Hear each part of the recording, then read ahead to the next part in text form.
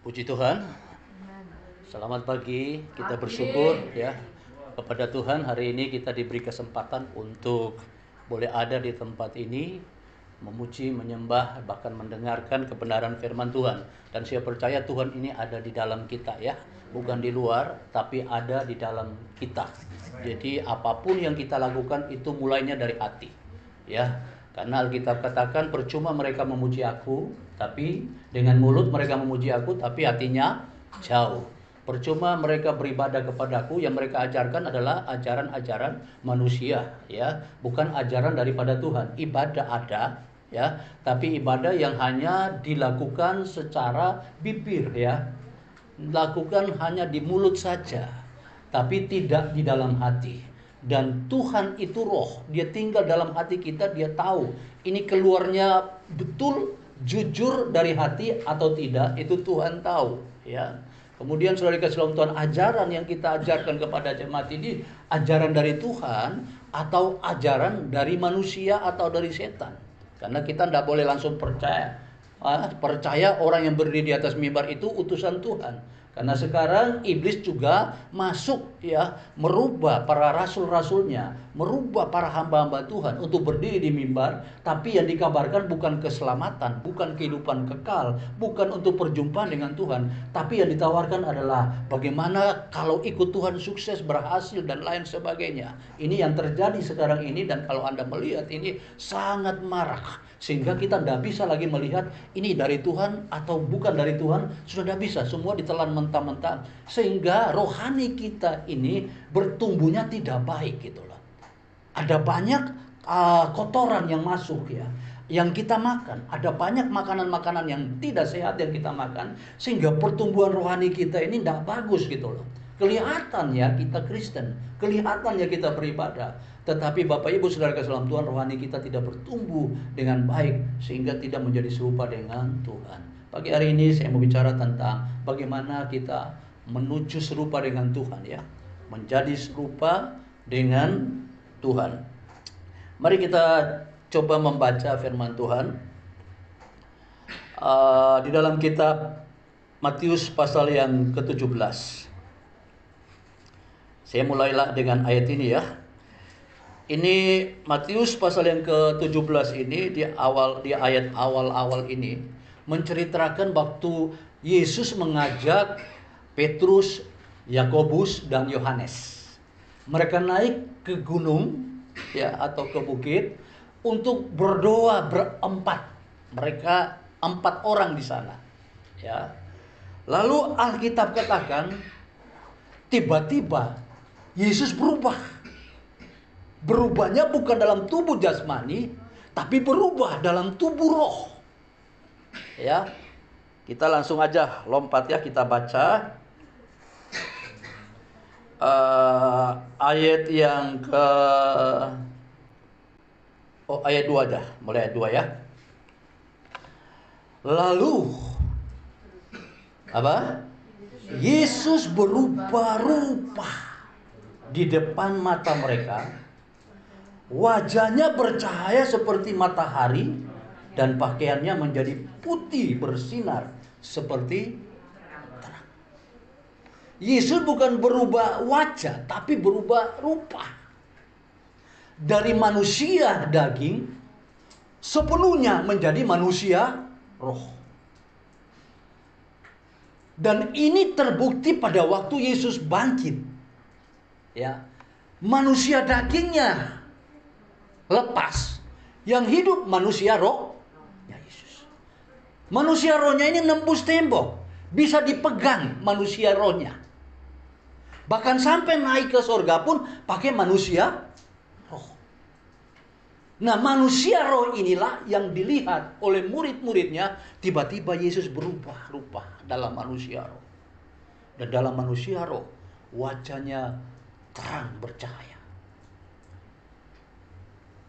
Inilah tubuh yang sebenarnya, yaitu tubuh roh. Nah, ini yang kita kejar. Bagaimana kita segambar serupa dengan Dia. Ya. Kita baca ayat yang ketiga. Maka tampak kepada mereka Tiba-tiba ada Musa, ada Elia. Sedang berbicara dengan dia. Saudara kasih dalam Kristus Yesus, ini menuguhkan bahwa Elia dan Musa ini kan kematiannya tidak diketahui. Elia diangkat, Musa hilang. Ya. Dan dua ini akan datang. Dan sudah datang. Inilah yang ditunggu-tunggu oleh orang Israel. Kata Petrus kepada Yesus, Tuhan, betapa bahagia kami berada di tempat ini. Jika engkau mau, biarlah kita dirikan di sini 3 kemah. 1 untuk engkau, 1 untuk Musa, dan 1 untuk Elia. Dan tiba-tiba sedang ia berkata-kata, turunlah awan yang terang menaungi mereka. Dan dalam awan itu terdengar apa? Suara yang berkata, inilah anakku kasihi, kepadanya lah aku berkenan. Terus apa perintahnya? Dengarkanlah dia. Ada sebuah peralihan untuk meneguhkan nubuatan, karena ini ditunggu oleh orang Israel. Ya, ditunggu oleh para imam-imam, oleh para orang-orang ahli Taurat. Mereka menyelidiki bahwa akan ada, yaitu Elia dan Musa. Mereka tunggu itu. Nah, saat ini saudara kasih dalam Kristus Yesus yang kita baca sudah turun. Dan siapakah Elia itu? Elia ini adalah diwujudkan dalam kehidupan Yohanes. Ya, kita mendengar, kita baca terus. Mendengar itu tersungkurlah murid-muridnya dan mereka sangat ketakutan. Lalu Yesus datang kepada mereka dan menyentuh mereka sambil berkata, berdirilah, jangan takut. Dan ketika mereka mengangkat kepala, mereka tidak melihat seorang pun. Ya, sudah hilang kecuali Yesus seorang diri. Ayat 9, pada waktu mereka turun dari gunung itu, Yesus berpesan kepada mereka, janganlah kamu ceritakan penglihatan ini kepada seorang pun sebelum anak manusia dibangkitkan dari antara orang mati. Lalu murid-muridnya bertanya kepadanya, kalau demikian mengapa ahli-ahli Taurat berkata, Elia harus datang dahulu? Dan jawab Yesus, memang Elia akan datang dan memulihkan segala sesuatu. Dan aku berkata kepadamu, Elia sudah datang. Tetapi orang tidak mengenal dia dan memperlakukannya menurut kehendak mereka. Demikian juga anak manusia akan menderita oleh karena mereka. Mereka ini menunggu Elia. Karena ada nubuatan, Elia akan datang. Ahli Taurat, orang Farisi, Israel menunggu Elia datang. Dan Elia ini sudah datang. Karena ada nubuatan dalam Bilangan 18, aku akan membangkitkan seorang nabi seperti engkau Musa. Nah, makanya Musa harus datang. Sama-sama. Ya. Nah, untuk mewujudkan, meneguhkan bahwa Elia yang sudah datang ini di dalam spiritnya itu masuk dalam kehidupan Yohanes. Jadi Yohanes ini adalah nabi terakhir yang dinubuatkan menggantikan posisi Musa. Bernubuat tentang siapa? Dia bernubuat tentang Yesus. Waktu ditanya apakah engkau Elia? Apakah engkau Musa? Apakah engkau nabi-nabi yang lain? Dia katakan, aku bukan. Aku hanya suara yang berseru, Tuhan, Tuhan. Apakah engkau Mesias? Bukan. Ya. Nah, ini menggenapkan nubuat bahwa Elia ini dalam spiritnya sudah masuk dalam Yohanes. Memberitakan apa? Memberitakan jalan keselamatan, jalan pertobatan. Untuk kita menjadi serupa. Tidak bisa, harus bertobat. Pertobatan ini bukan sekedar kita ngomong. Ini pertobatan, ini proses. Dari daging menuju kepada roh. Ya, dari daging menuju kepada roh.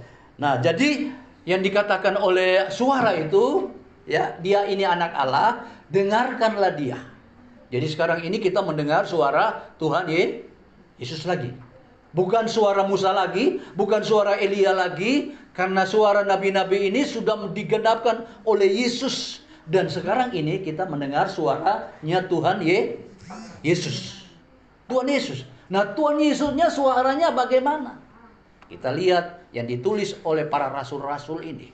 Kenapa? Karena mereka melihat dan menyaksikan dengan mata lahiriah mereka. Karena itu murid-murid ini tidak pernah ragu lagi. Mereka lihat Yesus berubah wujud. Ya, menjadi manusia roh. dalam kemuliaannya, cahayanya begitu rupa. Makanya saudara kasih dalam Tuhan, Yakobus, saudaranya Yohanes ini, dia dipenggal kepala pun dia tidak takut. Karena dia tahu bahwa tubuh ini sementara. Tubuh ini harus lepas. Tetapi ada tubuh kemuliaan, tubuh roh, tubuh yang segambar dengan Tuhan ini. Inilah yang sifatnya kekal untuk selama-lamanya. Ya, kita ini semua punya tubuh, tapi suatu waktu tubuh kita ini akan kita tinggalkan. Pertanyaannya, waktu kita tinggalkan tubuh ini, kan ada tubuh kemuliaan, ada tubuh kebinasaan. Mau pilih yang mana ini? Nah, kalau tubuh kemuliaan, maka ada proses sekarang. Tidak bisa saudara kasih dalam Tuhan. Fokus kita untuk menjadi tubuh kemuliaan, maka ada proses namanya pertobatan. Pertobatan ini adalah peralihan dari tadinya ini tubuh jasmani kita lebih mendominan, ya, karena ada tubuh, jiwa, roh. Tapi dalam terjemahan aslinya ada tubuh, ada pikiran, ada jiwa. Ya, kalau roh dikatakan spirit dalam King James, ya. Tapi dalam King James dikatakan tubuh, pikiran dan jiwa. Nah, jiwa ini saudara kasih dalam Kristus Yesus sebuah kehidupan yang ada dalam hidup manusia ditempati dalam tubuh ini. Kemudian ada pikiran. Nah, tubuh ini cenderung menguasai pikiran. Sehingga apa yang diinginin oleh tubuh, pikirannya ikut, jiwanya tidak berdaya. Karena yang muncul adalah keinginan daging. Aku ingin sukses, aku ingin berhasil. Tidak salah. Kalau kita mau sukses, kita berhasil, sudah diatur. 6 hari kamu kerja. Ya, kita kerja. Tidak boleh hanya doa-doa saja untuk anak-anak muda. Untuk meraih sukses, meraih keberhasilan. Tidak disuruh untuk doa, puasa, doa, puasa, doa, puasa. Habis waktu. Raih dengan kemampuan secara pikiranmu dalam engkau mempelajari selama engkau ada di bangku pendidikan. Ya, lakukan itu. Kemudian saudara kasih dalam Kristus Yesus, kalau untuk roh, jangan kita pakai daging kita untuk menguasai, yaitu roh. Jadi pada waktu pikiran ini mendominan keinginan daging, jadi keinginan daging ini dikuasai dalam pikiran. Jiwa tidak bisa. Maka jiwa ini harus masuk roh.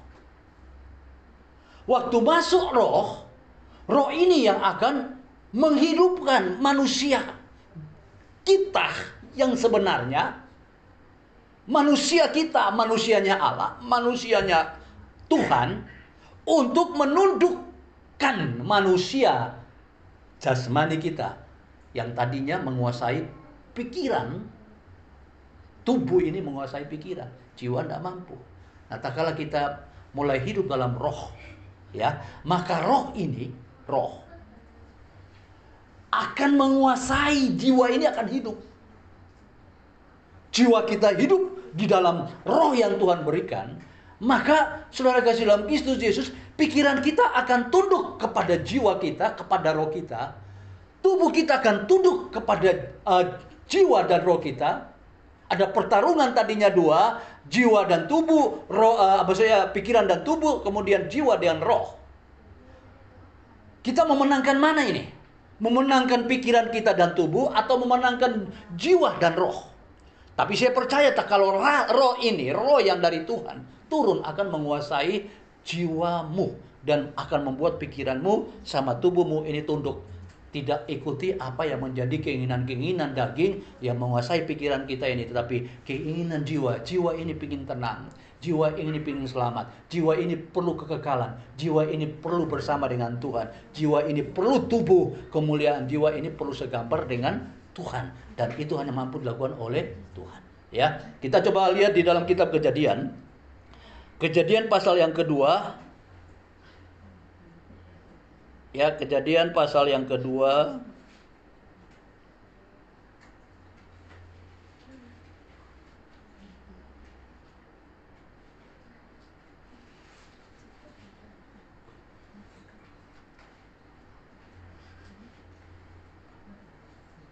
Ya, Kejadian pasal 2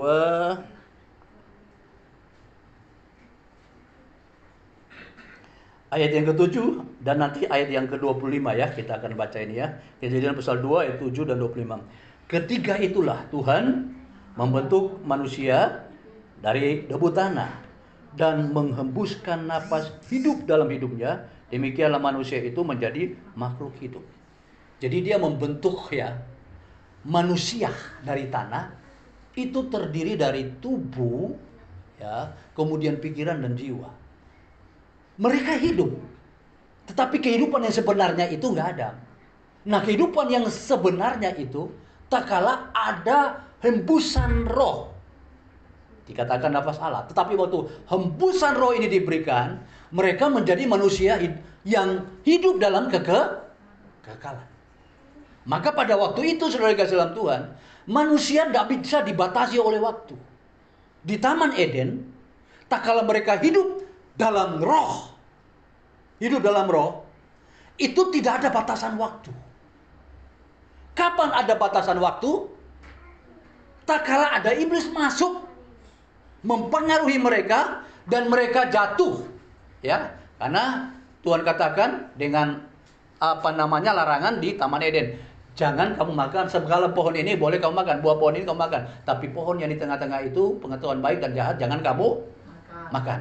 Ya, jangan kamu makan. Ini mereka waktu itu tinggal dalam manusia roh. Ya, tidak ada hitungan waktu dalam umur mereka. Mereka pun terbuka semua, telanjang di hadapan Tuhan. Kita ayat 25 kita baca. Ya, Kejadian pasal 2 ayat 25. Mereka sama-sama keduanya telanjang, manusia dan istrinya, tetapi mereka tidak merasa malu. Ya, mereka telanjang.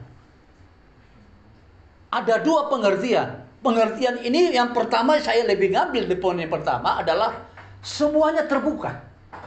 Tidak ada yang ditutupi. Semua kelihatan di hadapan Tuhan. Antara Tuhan dengan manusia tidak ada lagi gap, tidak ada lagi yang tersembunyi. Semua terbuka. Tuhan terbuka kepada manusia, manusia juga terbuka kepada Tuhan. Semuanya telanjang di hadapan Tuhan. Ya, saya lebih pada konteks ini. Tapi konteks yang kedua juga boleh orang bisa melakukan apa pada waktu itu. Tapi kita lebih kepada konteks yang pengertian pertama. Saya lebih setuju di pengertian yang pertama. Mereka tidak ada rasa malu. Pada waktu kita berdosa, saya percaya kita akan malu di hadapan Tuhan. Kita akan merasa tertuduh. Kita tidak mau lagi ketemu dengan Tuhan karena kita merasa kita ini penuh dosa. Kita malu di hadapan Tuhan. Kita ini manusia yang sering menyakiti, berdosa dan sebagainya. Kita nggak terbuka, kita bersembunyi. Makanya pada waktu manusia jatuh dalam dosa, apa yang mereka lakukan? Mereka tutup dengan daun. Lalu mereka bersembunyi. Kenapa? Sudah malu ketemu dengan Tuhan. Karena mereka sudah berdosa. Pada waktu mereka berdosa itulah Tuhan bilang kalau kamu makan mati. Apakah mereka mati? Tidak. Tapi yang matinya ini adalah roh. Kehidupan roh yang tadinya kekal, tidak ada batasan waktu. Ya, makanya para ilmuwan berkata dunia ini sudah miliaran tahun. Karena memang di zaman Adam tidak ada, waktu dia masih hidup, belum dia jatuh dalam dosa, itu bumi tidak ada hitungan waktu. Adam tidak ada hitungan waktu. Pada waktu dia jatuh dalam dosa, baru ada hitungan waktu. Adam hanya hidup 1 hari, nggak sampai 1 hari, karena dia umurnya 900 sekian. Ya, tidak sampai 1 hari. 1 hari di hadapan manusia Tuhan, 1000 tahun di hadapan manusia. Kita ini umur hanya 2 jam. Ya, nggak sampai 2 jam saja loh ya. Karena apa? 1 jam itu, 1 hari itu bagi Tuhan, kita 1000 tahun. Kalau kita hitung di kalkulasi waktu, itu kita hanya hidup 2 jam itu 45 tahun lah. 85 tahun. 85 tahun kita hidup untuk 2 jam. Pertanyaannya, mampu nggak kita hidup sampai 2 jam? Nggak mungkin. Kemarin kita menghadiri satu ibadah, umur baru 45. Sudah pulang, hanya 1 jam saja di mata Tuhan. Makanya di mata Tuhan, Tuhan bilang umur seperti uap. Hanya seperti bunga rumput. Hanya sementara. Mungkin kita lihat, wah secara mata jasmani, panjang banget, dia sampai 90. Mata Tuhan cuma sebentar. Makanya orang mati itu dikatakan istirahat. Kenapa? Istirahat kan tidak melebihi 8 jam. Umur manusia cuma 2 jam, masa dia istirahat lama? Makanya dia beristirahat. Makanya waktu dia selesai dari istirahat, dibangkitkan. Pertanyaannya, dia bangkitnya ini dalam roh atau dalam daging?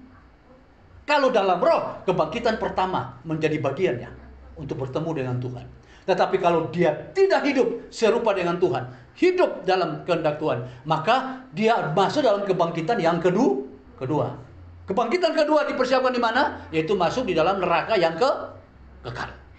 Nah, ini yang harus kita jaga benar, ya.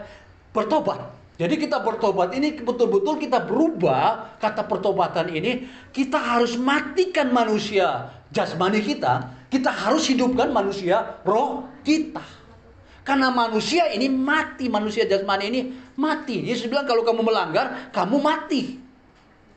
Kamu harus bertobat ini dari kematian ini, supaya kita memiliki manusia roh yang kekal, yang semulanya diberikan kepada Adam, tapi Adam tidak bisa menjaga. Akhirnya dia dibatasi oleh waktu. Umur kita pun dibatasi oleh waktu. Dan kita harus pulang. Kita harus kejar namanya manusia kekekalan, manusia roh, manusia yang akan bersama dengan Tuhan. Nah, kita buka dulu Alkitab kita.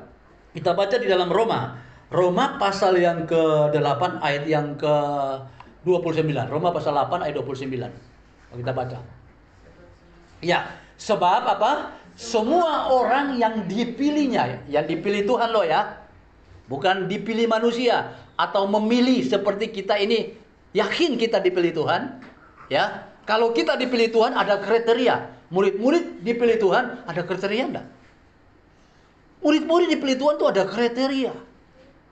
Dan mereka ini, saudara kasih dalam Kristus Yesus, menjadi martir-martir Tuhan. Mereka tidak lari, mereka tidak mundur. Tak kala mereka sudah ditetapkan dalam pilihan Tuhan. Kalau kita ini masih mundur, karena Tuhan sekarang banyak kecewa. Baru aja masalah kecil mundur. Baru aja masalah keuangan, baru aja masalah putus pacar, baru aja masalah rumah tangga, baru saja wis kecewa sama Tuhan. Mereka yang dipilih Tuhan tidak pernah mundur dari panggilan Tuhan. Amin. Apapun keadaan, murid-murid dipilih Tuhan, kepalanya dipotong, disalibkan ke bawah, dibakar, dikuliti, dipotong-potong, tak lari. Karena mereka pikir, udah manusia ini hanya sementara. Daging ini sementara. Kita ini mau ketemu sorga. Kita ketemu Tuhan. Kita ketemu Raja di atas segala. Kita tinggal dalam kekekalan. Dan sudah dijelaskan Wahyu bahwa kita punya bumi yang baru, langit yang baru, kota kudus yang turun dari sorga, terbuat dari emas, permata dan sebagainya. Ini yang harus kita kejar. Kalau gereja hanya dibuat janji-janji yang manis, kasihan.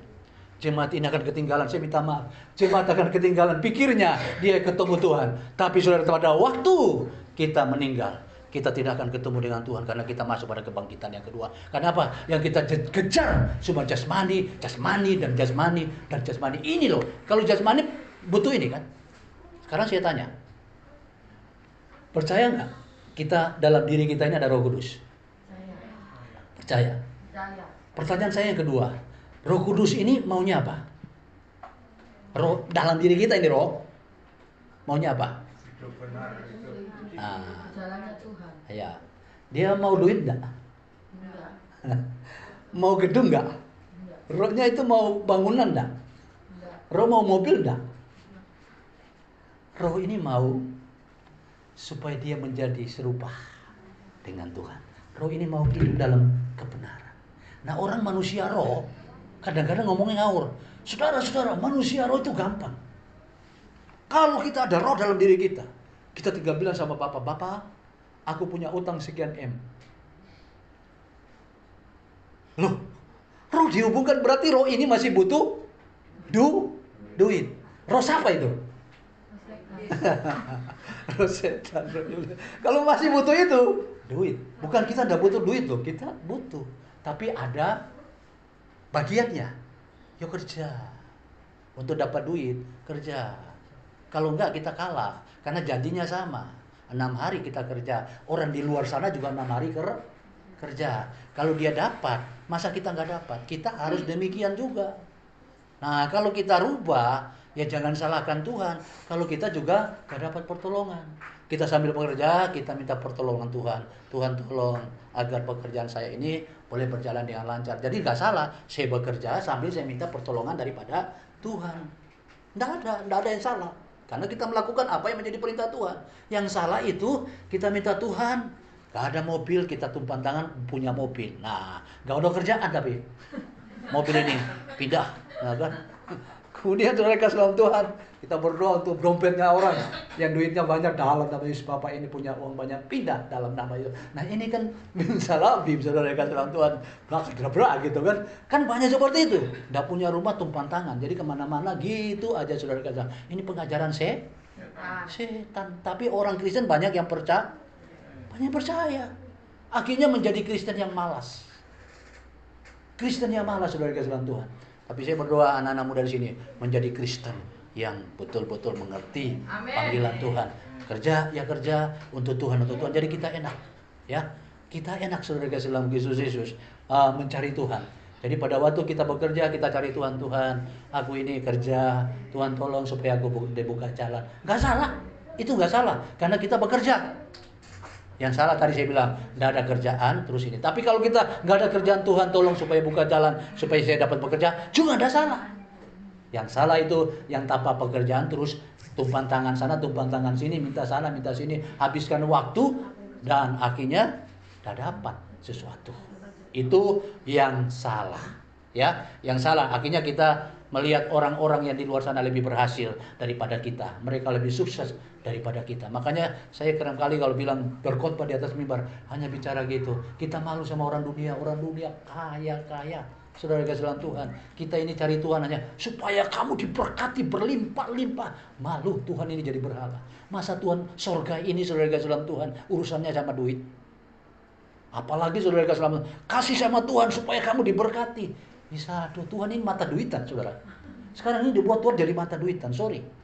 Ya, seperti sorga itu gak ada duit, Tuhan gak ada duit. Jadi kita harus ada transaksi dulu. Tuhan ini ada transaksi. Kamu mau diberkati, kamu kasih berkat dulu sama aku. Kalau kamu kasih 10%, saya kasih 100%. Saudara kasih dalam Tuhan ini kayak, nah, kalau kamu kasih persembahan sama aku akan berkati kamu. Enggak, kita kasih persembahan itu bentuk ucapan terima kasih. Ya kan? Kita memberi itu ucapan syukur kita kepada Tuhan. Tidak ada maksud lain. Kita bersyukur Tuhan atas kebaikan Tuhan. Aku memberi tidak seberapa, hanya sebagai ungkapan syukur kepada Tuhan. Enak, gak ada beban. Saya khotbah juga tidak beban. Saya janji sama kalian bahwa kasih 10%, tingkap langit dibukakan. Kalau gak dibuka, ya, ada kejadian di Kediri. Pendeta bilang kalau kasih 10%, tingkap langit dibuka, usahamu akan diberkati berlimpah-limpah. Ditunggu-tunggu nggak diberkati, ngamuk orang yang kasih 10%, orangnya pendetanya dilapor ke polisi. Loh itu janji gitu loh Pak. Kita yang berdosa, yang khotbah berdosa, kita kasih janji-janji palsu. Wong itu sudah digenapkan sama Tuhan perjanjian lama. Alkitab katakan dengan matinya dia telah menggenapkan ketetapan dan peraturan dalam hukum Taurat. Kemudian 10 hukum ditaruh di mana? Ditaruh di hati kita. Ya kita baca dulu. Ya, kitab Yeremia pasal yang ke-31 ayat 33. Jadi dengan matinya dia menggenapkan hukum yang 10 hukum itu dimasukkan di kita. Yang peraturan dan ketetapan yang ada 666 itu ditiadakan, digenapkan. Termasuk yang namanya perpuluhan, termasuk namanya kalau tidak datang ke gereja hari Sabat mati, berzina, lempar batu, curi potong tangan dan sebagainya, itu dihilangkan semua. Yang ada berilah dengan sukacita. Ya toh, beri dengan sukacita. Kalau orang beri dengan sukacita, waduh, gak ada paksaan. Kalau kembali lagi ke perjanjian lama, ada paksaan. Aduh, kalau udah beri, kok tiba-tiba ada masalah, jangan-jangan aku udah bawa ini ya. Nanti pendeta kata, ayo, karena kamu udah bawa ini, kamu terkutuk. Waduh, hukumnya lama memang terkutuk memang. Sedikitnya mati. Hukum Yesus tidak. Kita baca ya. Tetapi beginilah perjanjian yang kuadakan dengan kamu Israel sesudah waktu itu. Jadi setelah Yesus, ya, ini nubuatan. Demikianlah firman Tuhan. Aku akan menaruh Tauratku. Taurat Tuhan itu ada 10 yang ditulis tangan Tuhan sendiri, ya. Itu ada 10. Tapi yang ditulis oleh Musa itu ada 666. Ya, 666. Ya, ini yang ditaruh adalah 10 hukum, ya. Menaruh Tauratku dalam batin mereka, ya, dalam batin mereka, dan menuliskan di mana? Dalam hati mereka. Maka aku akan menjadi Allah mereka dan mereka akan menjadi umatku. Jadi sebenarnya kalau masalah kehidupan bicara tentang pertobatan dan sebagainya, kalau sudah ada di batin, itu tidak perlu lagi diajarkan. Ya, tidak perlu diajarkan. Hai suami, kasih istri, ya. Hai suami, jangan macam-macam. Hai istri, jangan cerewet dan sebagainya. Saudara kasih dalam Tuhan, itu tidak perlu diajari lagi.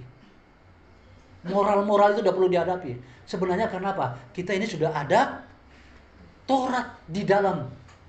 Kalau Taurat di luar mesti diajarin. Kamu harus begini, kamu harus begitu. Kamu tidak boleh mencuri, kamu tidak boleh membunuh, kamu tidak boleh berzina, karena Tauratnya di luar. Tapi kalau Tauratnya di dalam, ya, hukum Tuhannya di dalam, takutnya dari dalam. Enak takut dari luar apa dari dalam? Dari dalam. Kalau takut dari luar, pas di gereja ini saya takut sama Tuhan. Tak kalah keluar dari gereja ini, Tapi kalau takut dari dalam, kalau takutnya saudara kasih dalam Tuhan hanya seperti itu, sulit, ya, sulit saudara kasih dalam Tuhan. Tapi karena kita punya Taurat ini sudah dalam, ya, ditulis di hati kita. Kemudian ayat yang ke 34, ya, 34. Nah, dan tidak usah lagi orang mengajar masalah jangan membunuh, jangan mencuri, jangan berzina, tidak usah. Sesamanya atau mengajar saudaranya dengan mengatakan, kenal Tuhan, kamu harus kenal Tuhan, tidak usah. Kenapa? Kita sudah tahu Allah kita di dalam. Ya, di dalam. Ini yang harus kita pahami dulu. Kalau kita tidak kenal Tuhan ini di dalam, maka kita menjadi orang Kristen yang suka goyah. Tapi kalau kita kenal bahwa Tuhan kita dalam, kita tidak pernah goyah, ya. Kenal Tuhan Allah, ya, sebab pada Tuhan, kenallah Tuhan, sebab mereka semua besar kecil akan mengenal aku. Demikianlah firman Tuhan, sebab aku akan mengampuni kesalahan mereka dan tidak lagi mengingat dosa mereka. Siapakah itu? Inilah Yesus, nubuatan Yesus. Kalau Taurat tidak, kamu berdosa harus mati. Tapi kalau Tuhan, dia tidak mengingat dosa kita. Waktu kita datang kepada Tuhan, dia ampuni. Karena dia di hati. Jadi Bapak Ibu Saudara kasih dalam Kristus Yesus, jaga Tuhanmu di dalam hatimu. Ya, kalau sudah Tuhan dalam hati, saya percaya Kristen ini Kristen yang gimana ya? Kristen yang kuat. Kristen yang tidak perlulah diajari, jangan suka marah. Jangan harus lepaskan pengampunan. Harus jangan mencuri, jangan membunuh, jangan berzina dan lain sebagainya. Karena Kristen, Tuhan ini sudah di dalam. Tuhan sudah di dalam. Ini saya misalnya ibu, ya, tiba-tiba Pak Presiden telepon, ibu siapa namanya? Sonia. Ya? Sonia. Ibu Sonia. Ini tiba-tiba ada ajudan presiden datang. Ibu Sonia, Pak Presiden kepingin nginap di rumahnya ibu. Ya toh. Nginap di presiden ini. Lalu waktu ibu ini senang, tapi kan ibu lihat, waduh rumah saya gimana. Kata ajudan, tidak peduli rumah kecil atau besar, saya mau nginap. Ibu pasti melakukan apa ini? Bersih semua, ya. Bersih. Rumah ini harus bersih. Karena apa? Presiden mau nginap, ya. Masa diberantakan itu baju ditaruh keleleran di sana, terus rumahnya banyak debu, saudara kasih dalam Tuhan. Pasti bersih karena presiden mau tinggal, ya. Terus presiden bilang, aku tinggal di sini lumayan setahun, gitu. Tinggal setahun. Selama itu ibu harus bersih, menjaga ini supaya bersih. Nah sekarang Tuhan, Raja di atas segala raja, ngomong, aku mau tinggal dalam hidupmu. Respon kita gimana? Bersih atau tidak? Apa yang dibersihkan? Nah itu dia. Hatinya itu Raja di atas segala raja mau masuk, Iya, masih ada kotoran ngamuk, ya, kotoran dengki, jengkel, roh-roh yang aneh-aneh tuh. Pasti kita bersih-bersih. Dan raja bilang gini, aku tinggal selamanya. Setelah aku tinggal sama kamu, aku akan bawa kamu ke singgasanaku, di kerajaanku. Apa nggak nyenano? Pasti Tuhan, wis tinggal aja udah syukur. Ini dijanjiin, dibawa ke sana. Tinggal di kerajaan. Kerajaannya dibuat dari emas, permata, dan sebagainya. Tinggal bersama dia. Apa nggak senang? Cuma banyak orang Kristen nggak senang ya. Senang ya. Ada di sini senang semua ya. Amin. Banyak Kristen yang di luar sana nggak senang. Sehingga pada waktu Yesus tinggal, ya mereka keberatan. Kenapa? Yang dicari sama Yesus bukan lagi untuk masuk kerajaan, tapi yang cari yang tadi ini, yang lahiriah, terus hatinya masih dongkol, kebencian dan sebagainya. Nah inilah yang masih ada. Jadi hari ini kalau kita punya raja di atas segala raja, ini sudah ada ya. Kita akan bilang tadi roh Tuhan itu sudah ada dalam diri kita. Kerjaan kita apa? Bersih dari apa? Hati dan Kalau masih ngamuk, bersihkan ya. Masih kecewa, bersihkan. Ya, bersihkan. Ya, sehingga kita ini hidup enak. Kristen itu karena dibentuknya dari dalam. Kalau bentuk dari luar susah payah. Pasti kita Pak Pendeta, suami saya Pak Pendeta, bla bla bla bla bla Pak Pendeta, istri saya Pak Pendeta, anak saya. Kenapa? Yang diajari dari luar. Moralnya, kalau kita bicara moral, orang di luar sana moralnya lebih bagus. Kalau mau buat suaminya takluk sama istri supaya dia moralnya bagus di rumah, tapi cari istri yang suka marah, ngamuan. Ya toh, kalau istri yang ngamuan, ya pasti suaminya sudah, oh ya. Ada kan yang suami takut? Takut istri. Ya, di sini tidak ada. Baru aja istrinya ngelirik, suami sudah takut. Takutnya di rumah, tapi waktu di luar rumah, gawat. Ya, ya, jadi apa namanya? Kalau mau buat moralnya begitu bisa. Tapi moral yang tidak sempurna, ya, karena nggak ada Yesus di dalam. Tapi kalau kita Yesus di dalam, moralnya tidak dibuat-buat, saudara-saudara Tuhan. Kesadarannya dari dalam, ya, pertobatan itu dari dalam, enak, pertobatan dari dalam. Sehingga pada waktu kita mulai ngamuk, di mana rohmu kan? Rohmu kan ngajari masa gitu. Kok ada Roh Kudus kok ngamuan itu kan? Ada Roh Kudus kok mangkelan ya. Ada Roh Kudus kok berzina, ada Roh Kudus kok ngene, Roh Kudus kok ngene. Nah, kalau Roh Kudus masih ngene. Nah, itu roh yang mana? Ya kan? Banyak pengajar yang rohnya di luar. Oh, di luar.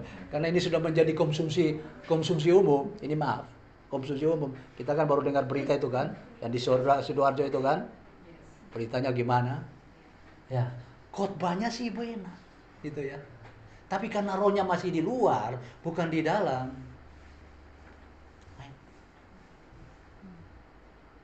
Saudara kasih Tuhan ya. Kenapa? Ini rohnya bukan di dalam, tapi ngomong tentang manusia roh. Kalau manusia rohnya di dalam, maka saya percaya peristiwa itu tidak akan terjadi.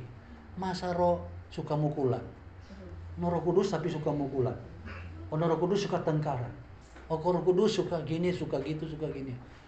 Roh siapa? Ini pertanyakan. Ini bukan roh Tuhan, tapi roh yang berubah wujud menjadi jadi pendeta. Betul loh. Iya. Oh, iya. Ibu yang jawab katanya. Berubah wujud. Ada nggak ayatnya? Ada. Coba kita baca 2 Korintus pasal 11. Ayat yang ke-13, karena ibu ngomong seperti itu, berubah wujud jadi pendeta, jadi tak ngomong ya. Ya, oke, kita santai. Coba kita baca dulu. 2 Korintus pasal 11 ayat yang ke-13. 2 Korintus ya.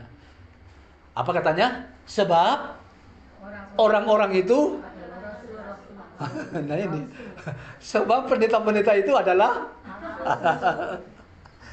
Karena apa? Kalau palsu di dalam, rohnya di luar.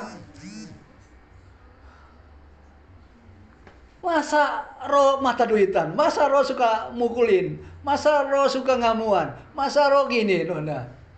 Nah, sebab itu orang-orang itu adalah rasul. Terus apa? Pekerja-pekerja curang. Ngambil untung tok mah, curang dia ini mah. Siapa yang mau bekerja sama dengan yang curang-curang? Gak mungkin, saudara kasih Tuhan. Para pekerja-pekerja curang yang menyamar apa? Nyamarnya apa? Menyamarnya masuknya kemana? Sebagai Rasul Kristus loh. Nyamarnya Rasul Kristus. Khotbahnya pakai nama Yesus. Jubahnya Rasul. Nah, hatinya iblis. Hatinya sama, hatinya iblis. Nah, terus ayat yang ke-14. Dia ngomong apa ini? Ayat 14. Hal itu gak usah heran.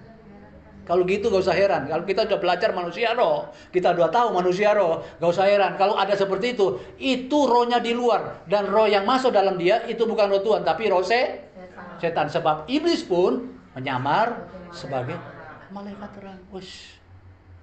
Jadi kita lebih paham ini. Kalau ada pendeta masih aneh, itu rohnya di luar. Yang di dalam itu roh walaupun ngomong firman. Karena dia mau pakai nama Kristus. Tapi sebenarnya dia palsu. Ini yang harus kita hati-hati gitu ya. Hati-hati. Jadi saudara kasih lampu dari mana? Dari pengajaran. Maksudnya di mana? Maksudnya di gereja. Ya, maksudnya di gereja. Coba kita baca 2 Petrus pasal yang ke 2 Petrus pasal yang kedua. 2 Petrus pasal yang kedua mulai ayat 1. 2 Petrus pasal 2 ayat 1. Sebagaimana ya, nabi-nabi palsu dahulu tampil di mana? Nabi palsu dia tampil di mana? Wah, kawat. Dia tidak tampil di luar. Tampilnya di gereja. Tampilnya di rumah Tuhan. Tampilnya di persekutuan. Kalau di luar nggak ada. Setan sudah tidak suka dengan yang di luar. Setan itu suka sekarang di atas mimbar. Tampilnya di mana? Di tengah-tengah umat. Kenapa umat Tuhan kok bisa dikelabui? Karena umat Tuhannya juga yang dicari beda. Ya, bukan menjadi manusia roh yang benar, tapi bagaimana supaya dari roh mendapat daging. Ya, di tengah-tengah umat Allah. Demikian pula di antara kamu ada guru palsu. Ngeri. Guru-guru palsu, guru itu ngajar. Kalau dia ngajar udah benar, waduh gawat, Bang. Mereka ini memasukkan pengajaran-pengajaran sesat. Maksudnya di mana? Di tengah-tengah umat Tuhan, di rumah Tuhan. Sesat yang membinasakan. Bahkan mereka akan menyangkal penguasa yang telah menebus mereka dengan jalan demikian segera mendatangkan kebinasaan. Penebusan Yesus ini sangkalnya gimana? Ya diremehkan. Penebusan Tuhan itu, orang sekarang itu katakan seperti gini. Sekali selamat tetap selamat. Dosa jalan tidak apa-apa, tapi selamat. Ini pengajaran yang tidak benar. Tidak menghargai pengorbanan Tuhan Yesus. Jota jatuh terus saja. Tahu jota jatuh? Jatuh dan jatuh lagi. Nggak menghargai. Apa itu situ? Penebus yang telah menebus mereka. Menyangkal bukan akhirnya ya saya tolak Tuhan Yesus. Tidak. Menyangkal itu akhirnya kita tidak menghargai pengorbanan Tuhan. Berapa banyak Kristen yang tidak menghargai pengorbanan Tuhan. Hidup lama tetap jalan terus, tapi ngaku Kristen. Ya. Hidupnya tidak berubah, tapi ngaku percaya kepada Yesus. Saudara kasih Tuhan, inilah pengajaran-pengajaran yang masuk sekarang ini. Kamu selamat walaupun masih dosa, kamu tetap selamat ini. Ya. Kemudian ayat kedua. Ya. Banyak orang akan mengikuti cara hidup mereka, ya apa? Yang dikuasai oleh dan karena mereka jalan kebenaran dihujat. Dikuasai oleh hawa nafsu. Kebanggaan sekarang ini saudara kasih Tuhan. Ya, banyak pendeta ngejar gelar.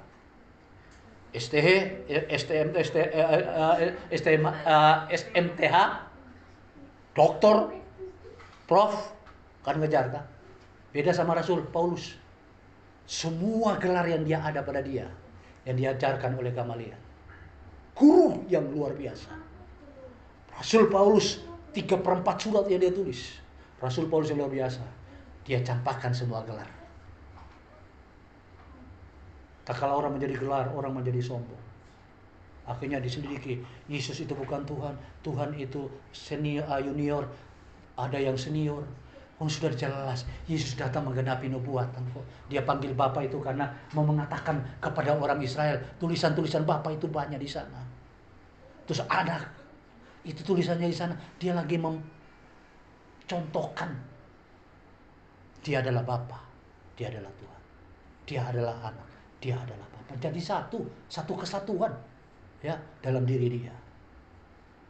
Jadi tidak ada Bapa, tidak ada satu Bapa, satu anak. Jadi Tuhan jadi dua, berubah. Padahal yang khotbah itu para prof.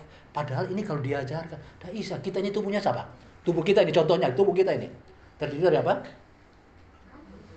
Ya, tubuh, jiwa, dan roh. Kalau rohnya nggak ada, mati. Ya, nggak hidup, toh. Nah, tubuhnya nggak ada, gentayangan. Oh, Yesus itu loh, Bapa, Anak dan Roh sudah jadi satu penggambarannya ke kita ini loh. Wis jelas. Ya, kalau dia menyampaikan suruhan Bapa, itu artinya dia menggenapi. Contohnya, saya beri contoh. Waktu dia katakan di atas kayu salib, dia ngomong gini, ya Abba, Bapa, mengapa engkau tinggalkan? Eli, Eli lama sabatani. Apakah dia merasa dia ditinggalkan? Enggak. Itu dia menggenapi Mazmur 22. Di situ, kenapa engkau tinggalkan aku, ya Bapa engkau meninggalkan aku. Menggenapi supaya orang Israel itu dengar firman Mazmur 22. Karena mereka selalu membaca Mazmur Daud dengan dilagukan. Ini digenapi. Waktu disalibkan, kenapa disalibkan pakai hukumnya orang Romawi, bukan orang Israel? Kalau orang Israel harus dipancung kepala, dilempar, saudara kasih dalam Tuhan, dipotong. Itu hukumnya Taurat. Tapi kenapa disalib? Itu menggenapi Yesaya 53. Terkutuklah orang yang tergantung di atas kayu. Jadi dia menggenapi. Hanya menggenapi sampai dia menyebut anak dan Bapa itu menggenapi. Tapi orang pusing menyelidiki ini, menyelidiki itu, menyelidiki ini, menyelidiki. Dan yang menyelidiki itu bukan lagi yang STH, MTH. Itu yang prof, doktor, prof. Tapi jadi bodoh, maaf. Jadi bodoh. Kenapa? Tidak melihat rentetan nubuatan sampai bagaimana Tuhan menjadi manusia. Dan kembali lagi dia menjadi Tuhan. Jelas loh. Dia waktu jadi manusia, tetap ada roh Tuhan dalam diri dia. Tapi waktu dia kembali sepenuhnya, manusia jasmani hilang. Menjadi manusia Allah, manusia ilahi, manusia roh. Naik ke surga. Dia ngomong, kalau aku sudah ke sana, tak sediakan. Itu janji dia menggenapi. Dia kita adalah Bapa, dia anak. Makanya waktu kita percaya, kita predikatnya menjadi anak. Nah, kita baca dulu 2 ayat terakhir ya. 2 ayat terakhir kita baca dulu di dalam kitab Kolose pasal yang ke-1 ayat 15. Kolose 1 ayat 15. Kolose 1 ayat 15. Sama-sama kita baca, ia adalah gambar Allah yang tidak kelihatan. Gambar Allah yang tidak kelihatan. Ya, waktu dia menjadi manusia yang tidak kelihatan, tapi pada waktu dia naik jadi kelihatan. Yang sulung dan lebih utama dari segala yang diciptakan. Dia sudah ada. Dia yang diciptakan pertama. Dan kita menjadi gambar-gambar yang sama. Ya, yang sulung. Makanya kalau kita menerima Roh Kudus, maka kita disebut menjadi anak Allah. Ya, kita baca di dalam kitab Roma pasal yang ke-8 ayat yang ke-9. Coba Roma 8:9. Ya, Roma pasal 8:9. Tetapi kamu tidak hidup dalam daging, melainkan dalam roh. Jika memang roh Allah diam dalam kamu. Tetapi jika orang tidak memiliki roh Kristus, apa? Dia bilang, dia bukan milik Kristus. Jadi pada waktu kita menerima roh ini adalah menjadi kepemilikan kita untuk sempurna menjadi serupa dengan Tuhan. Ayat yang 11, lompat. Ayat 11. Ayat 11. Nah, dan jika roh yaitu apa? Roh Kristus yang telah membangkitkan Yesus dari antara orang mati, diam di dalam, bukan di luar loh ya, diam di dalam kamu, maka Ia yang telah membangkitkan Yesus Kristus dari antara orang mati akan menghidupkan kamu juga, ya, tubuhmu yang fana itu oleh Roh yang diam di dalam kamu. Tubuh yang fana kita ini rupa, Roh itu yang sama, yang waktu kita mati itu, ya, akan mengubah tubuh kemuliaan sama seperti Yesus. Jadi kita ini menjadi anak-anak Allah. Yesus adalah sulungnya menjadi anak, memberi contoh kepada kita. Tak kala kita menerima Dia, kita diberi untuk menjadi anak-anak Allah. Kita tutup dengan ayat Yohanes pasal 1 ayat yang ke-11. Yohanes pasal 1 ayat yang ke-11. Yohanes pasal 1 ayat yang ke-11. Ia datang kepada milik kepunyaannya, yaitu orang Israel, ya. Tapi orang-orang kepunyaannya itu tidak menerima Dia. Nah, lalu selanjutnya ayat 12 ini yang jadinya yang menerima itu siapa? Tetapi semua orang yang menerimanya, siapa saja, ya, bukan dikatakan Kristen atau apapun, yang menerima, yang percaya Yesus. Mau dia non Kristen, tapi kalau dia percaya menerima Yesus, diberi apa? Kuasa menjadi anak-anak Allah, yaitu mereka percaya kepada namanya. Jadi kita ini namanya bukan nanti ke sorga. Waktu dicatat, dibuka buku kehidupan, dicari namanya. Nama kita adalah anak-anak Allah. Kalau kita tidak ada nama, maka disebut anak-anak setan. Dua, jangan anak Allah atau anak setan. Gak ditulis namanya di Yoel di sana, karena Yoel terlalu banyak nama Yoel kan? Ya, Yoel terlalu banyak. Joni kebanyakan, saudara kasih dalam Tuhan. Ditulis anak-anak Allah, dan di buku yang satu, di buku kematian ditulis anak-anak setan. Anak-anak setan ini. Anak-anak setan yang mana? Yang tidak hidup di dalam Roh. Nah, mau dipimpin oleh Roh. Kristennya di luar, rohnya di luar. Makanya itu tidak peduli mau pendeta, mau anak Tuhan, nggak peduli, saudara kasih dalam Tuhan. Tapi kalau rohnya di dalam, waduh, saudara kasih dalam Tuhan, luar biasa. Saya suka ini. Kalau roh di dalam itu, nggak usah disuruh, nggak usah disuruh untuk bertobat. Ya, kita sudah pasti paham maunya Roh Kudus itu hal-hal yang benar, hal-hal yang baik, hal-hal yang memuliakan Tuhan, hal-hal yang menyenangkan hati Tuhan. Tuhan memberkati. Kita tunduk kepala, kita berdoa. Haleluya Tuhan. Kami bersyukur Engkau telah memberikan kami kesempatan untuk mendengarkan firman-Mu. Biarlah firman yang kami dengar tertanam dan bertumbuh. Terlebih Tuhan yang ada dalam diri kami, yang sementara memproses kami merubah menjadi serupa dengan Engkau di dalam roh. Biarlah Tuhan yang akan menyempurnakan semuanya sesuai dengan kehendak-Mu, ya Tuhan. Terima kasih Tuhan. Berbicaralah lebih jelas kepada setiap umat-Mu tentang kebenaran-Mu, tentang diri-Mu, tentang apa yang Engkau mau dalam hidup kami semua, Tuhan. Terima kasih. Kami akan masuk seidangan dengan Engkau dalam perjamuan-Mu, Tuhan.